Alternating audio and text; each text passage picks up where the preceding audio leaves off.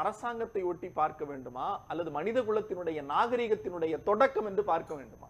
பழைய கற்காலம், புதிய கற்காலம், செம்பு காலம், இரும்பு காலம்னு 4 வகை காலங்கள்ல செம்பு காலம் குஜராத்லயும் உத்தரப்பிரதேசத்திலையும் ராஜஸ்தான்லயும் கண்டுபிடிச்சாங்கிறப்ப ரமேஷ் சேதுராமன் வகைராக்களுக்கோ அல்லது சரவண பெருமாள் வகைராக்களுக்கோ ஏன் செம்பு உருக்காலை அங்க இருக்கா அப்படின்னு கேட்க தோணல? கவுண்டர் ஃபெட் ஏன் வைக்க தோணல? ஏன் என்று சொன்னால் இந்த தமிழ் சமூகம் கடவுள் மறுப்பு சமூகம். இந்த தமிழ் சமூகம் தன்னை கடவுளாக, தன் மூத்தோரை கடவுளாக வணங்கிய சமூகம். இவர் சொன்னார்ல, குதிரை ஏன் வரல, யானை ஏன் வரல? ஏன்னா இவங்க மண்ணுக்கடியில சரஸ்வதி போதுங்கிறாங்க. அது நாகரிகம் இல்ல. மண்ணுக்கடியில சரஸ்வதி போறது நாகரிகம் இல்ல.